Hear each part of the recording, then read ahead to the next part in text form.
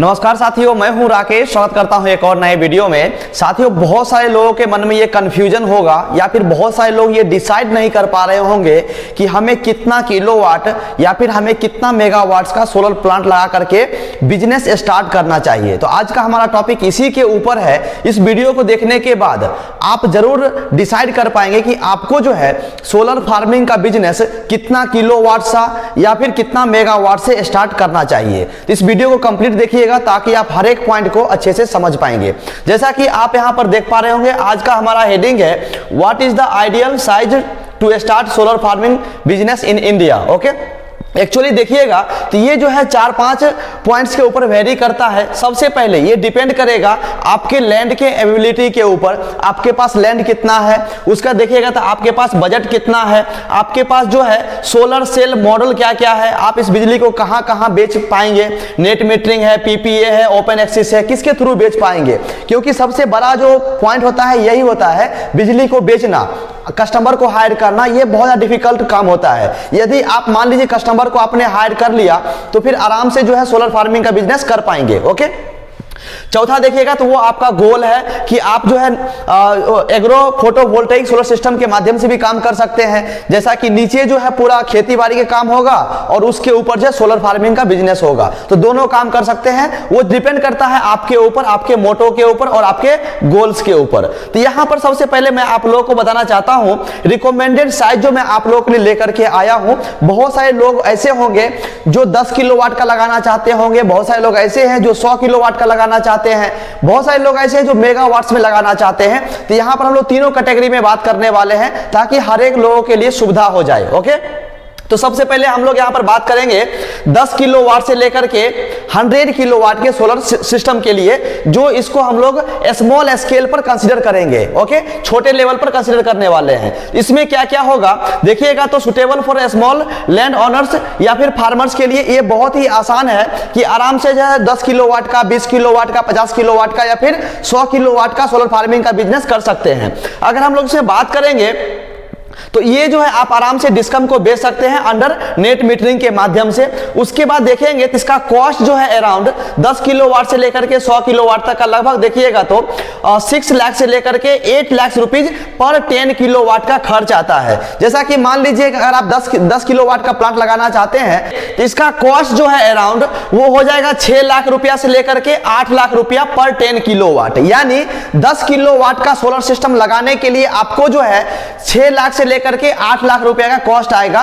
तो अगर आप मान लीजिए कि 20 किलोवाट का लगाते हैं, 50 किलोवाट का लगाते हैं या फिर मान लीजिए कि 100 किलोवाट का लगाते हैं, तो उसके आधार पर देखेंगे तो इसका कॉस्ट जो है अराउंड मिनिमम 60 लाख से लेकर के 80 लाख तक आपको चला जाएगा पर 100 किलोवाट तक का, 100 किलोवाट के लिए। ओके, उसके बाद इससे करंट का जनरेशन कितना होगा। अगर कोई व्यक्ति 10 किलोवाट का लगाते हैं या फिर कोई व्यक्ति 100 किलोवाट का लगाते हैं तो 10 किलोवाट का जो करंट का जनरेशन होगा 14,000 यूनिट्स करंट का जनरेशन होगा। अगर वहीं पर आप 100 किलोवाट का लगाते हैं तो उससे जो है 1,40,000 यूनिट्स का जनरेशन होने वाला है पर ईयर के हिसाब से, ईयरली है ये। ओके, अगर मान लीजिए कि आप इस बिजली को 3.5 रुपीज के हिसाब से अगर आप सेल कर रहे हैं तो उससे जो आपको रेवेन्यू प्राप्त होगा वो 10 किलोवाट के लिए 49,000 रुपीज पर ईयर होगा और 100 किलोवाट के लिए 4,90,000 रुपया पर ईयर के हिसाब से रेवेन्यू जनरेट होने वाला है।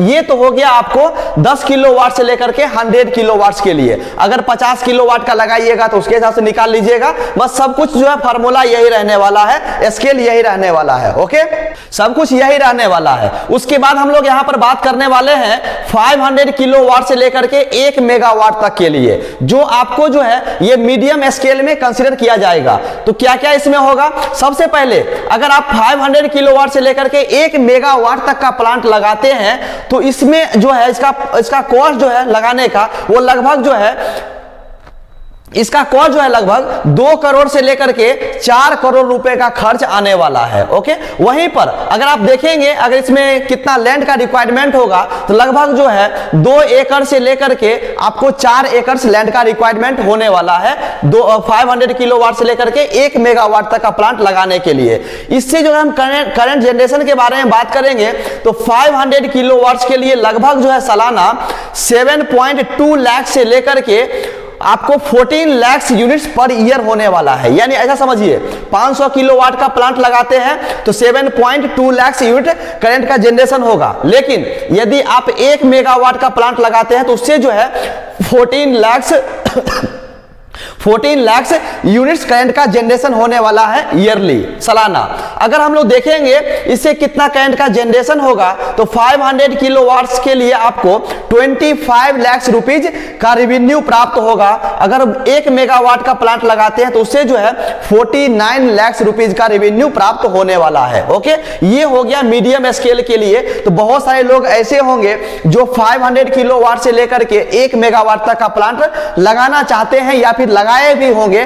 जो हमारे MNRE के जो वेबसाइट है वहां पर जाकर के चेक कीजिएगा तो ये कंपोनेंट ए में कंसीडर किया जाता है। ओके, 500 किलोवाट से लेकर के 2 मेगावाट तक में ये जो है आपको कंपोनेंट ए में कंसीडर किया जाएगा। तो यहां पर जो है आपको उसके हिसाब से सब्सिडी भी मिलेगा, सब्सिडी का बेनिफिट आपको मिल जाएगा। ओके, कंपोनेंट ए के तहत। उसके बाद हम लोग यहां पर बात कर लेते हैं। अब यहां पर हम लोग समझ लेते हैं लार्जर स्केल के लिए। तो लार्जर स्केल में कितना मैं कंसीडर किया हूं, अगर आप यहां पर देखेंगे तो मैंने लार्जर स्केल के लिए 2 मेगावाट से लेकर के 5 मेगावाट या फिर आप उससे ज्यादा भी सोलर प्लांट लगा सकते हैं। लेकिन आपको ध्यान रखना है कि यदि आप 2 मेगावाट का ही प्लांट लगाते हैं तो ये कंपोनेंट ए में कंसीडर करके आप लगा सकते हैं, जिससे आपको गवर्नमेंट से सब्सिडी मिल जाएगी। लेकिन अगर आप इससे ज्यादा प्लांट लगाइएगा तो वहां पर आपको कोई भी सब्सिडी नहीं दिया जाएगा। ओके, तो यहां पर दोनों चीज समझ लेते हैं कि यदि आप 2 मेगावाट का प्लांट लगाते हैं उसमें कितना पैसा खर्च होगा, कितना करंट का जनरेशन होगा और कितना आपको रेवेन्यू प्राप्त होगा। यदि आप 5 मेगावाट का प्लांट लगाते हैं तो उसमें कितना इन्वेस्टमेंट होने वाला है और कितना रेवेन्यू प्राप्त होने वाला है लार्जर स्केल के लिए।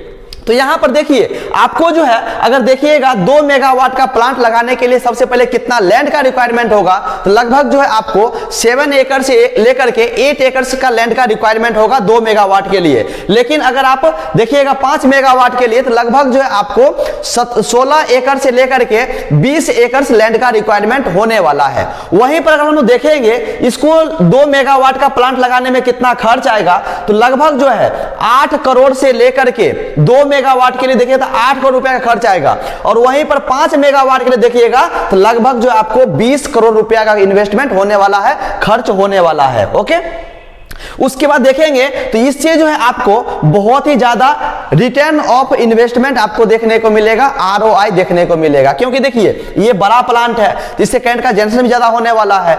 करंट का जनरेशन ज्यादा होगा तो आपको जो है रेवेन्यू ज्यादा प्राप्त होगा। ओके, ये चीज है। अब हम लोग यहां पर समझ लेते हैं कि इससे जो है हमें कितना रेवेन्यू जनरेट होगा। तो सबसे पहले रेवेन्यू जानने से पहले हम यहां पर डिस्कस कर लेते हैं करंट जनरेशन के बारे में। तो आपको जो है 2 मेगावाट से लगभग 28 लाख यूनिट करंट का जनरेशन होगा पर ईयर। ओके, 5 मेगावाट के लिए देखिएगा तो लगभग जो है 72 lakh unit per year current का जनरेशन होने वाला है। ओके, ये हो गया 2 मेगावाट के लिए, ये हो गया 5 मेगावाट के लिए। अगर हम इसका रेट देखेंगे 3.5 रुपीज पावर परचेज एग्रीमेंट के हिसाब से, इंडियन के हिसाब से, तो लगभग जो है आपको 2 मेगावाट से 98 लाख रुपीज का रेवेन्यू प्राप्त होगा। ओके, 2 मेगावाट से। लेकिन अगर आप 5 मेगावाट का प्लांट लगाते हैं तो उससे जो है लगभग 2.52 करोड़ यानी 2 करोड़ 52 लाख रुपया का आपको पर ईयर रेवेन्यू जनरेट होने वाला है। ओके, ये चीज तो समझ गए होंगे। इसमें मैंने तीनों चीज कंसीडर किया हूं। स्मॉल स्केल पर जो है आप 10 किलो से लेकर के 100 किलोवाट तक का प्लांट लगा सकते हैं। मीडियम स्केल पर जो है आप 500 किलोवाट से लेकर के 1 मेगावाट तक का प्लांट लगा सकते हैं। और वहीं पर लार्जर स्केल के लिए 2 मेगावाट से लेकर के 5 मेगावाट तक या फिर उससे ज्यादा का प्लांट लगा सकते हैं। वो डिपेंड करेगा आपके लैंड्स के ऊपर, आपके पास कितनी जमीन है, आपके पास कितना पैसा है, आप कितना पैसा इन्वेस्ट कर सकते हैं। ओके, ये चीज तो हो गया। अब यहां पर थोड़ा सा हम लोग क्विक कंपैरिजन समझ लेते हैं कि हमें जो है कितना से स्टार्टअप करना चाहिए। तो देखिए तो आपको जो है अगर छोटा स्केल पे काम करना चाहते हैं 100 किलोवाट्स के लिए तो लगभग जो आपको 0.5 एकड़ का लैंड का रिक्वायरमेंट होगा। और आप जो है मिनिमम स्मॉल स्केल पर मिनिमम 100 किलोवाट तक का प्लांट लगा करके आप मार्केट में बिजली को सेल करेंगे तो उससे जो है आपको थोड़ा बहुत अच्छा रेवेन्यू प्राप्त होगा। वहीं पर देखिएगा 5 मेगावाट से लेकर के 1 मेगावाट तक के लिए तो उसके लिए जो आपको 2 एकड़ से लेकर के 4 एकड़ का लैंड का रिक्वायरमेंट होगा। तो जो आपको ये मीडियम स्केल के लिए सफिशिएंट सफिशियंट है। अगर आप इतना लगाइएगा तो इसमें जो है आपको गवर्नमेंट से सब्सिडी भी मिल जाएगी और वहां पर आपको थोड़ा अच्छा खासा प्रॉफिट भी देखने को मिलेगा। ओके, उसके बाद यहां पर देखिएगा हायर के लिए, लार्जर स्केल के लिए तो 2 मेगावाट से लेकर के 5 मेगावाट तक का प्लांट लगा सकते हैं। तो अगर इसके लिए देखिएगा तो लगभग जो 8 एकड़ से लेकर के 20 एकड़ लैंड का रिक्वायरमेंट होगा। ये 32 लिखा गया है, गलत है ये, लगभग 20 एकड़ आपको लैंड का रिक्वायरमेंट होगा। इसमें हायर बजट लगने वाला है। ओके, तो जितना ज्यादा आपको ज्यादा पैसा इन्वेस्ट कीजिएगा उतना ज्यादा आपको रेवेन्यू प्राप्त होगा। उसके बाद देखिएगा तो एक चीज और, अगर कंपोनेंट ए के तहत, तो इस कंपोनेंट ए के तहत जो है आपको अच्छा खासा गवर्नमेंट से सब्सिडी देखने को मिल जाएगा। देखिए गवर्नमेंट तो आपको डायरेक्टली नहीं देगी, लेकिन डिस्कम जो डिस्कम होगी, जिस डिस्कम को आप बिजली बेच रहे हैं, वो लगभग जो है 6.6 lakh rupees per megawatt per year के हिसाब से देगी। तो अगर आप मान लीजिए कि 2 मेगावाट का मिनिमम प्लांट लगाते हैं तो उसके लिए लगभग जो आपको 13 लाख रुपीज पर ईयर के हिसाब से आपको देगी, लगभग 5 साल के लिए। तो 5 साल के लिए देखिएगा तो लगभग जो है 65 लाख रुपया आपको सब्सिडी मिल जाएगा। ओके, तो जो भी आपका इन्वेस्टमेंट है उसमें से आप लगभग 65 लाख रुपया माइनस कीजिएगा तो आपको अच्छा खासा प्रॉफिट देखने को मिल जाएगा। ओके, उसके बाद आपको सब्सिडी मिल जाएगा 30%, 60%, डिपेंड करता है स्टेट्स के ऊपर। बहुत सारा ऐसा स्टेट है जिसमें 30% मिलता है स्टेट गवर्नमेंट से और 30% मिलता है सेंट्रल गवर्नमेंट से, तो लगभग 60% सब्सिडी भी आपको मिल जाएगा। और कंपोनेंट बी और कंपोनेंट सी के लिए जो है आपको इरिगेशन पंप के लिए भी मिल जाता है। तो ये अच्छा खासा है, आराम से ये लगा करके आप बिजनेस कर सकते हैं। अगर हम लोग देखेंगे फाइनल सजेशन क्या हो सकता है, जो न्यू सोलर बिजनेस करना चाहते हैं, जो ऐसे लोग हैं जो मतलब नया स्टार्ट करना चाहते हैं, उनके लिए जो है 100 किलोवाट से लेकर के 500 किलोवाट का सोलर फार्मिंग का बिजनेस सफिशिएंट होगा, अच्छा होगा।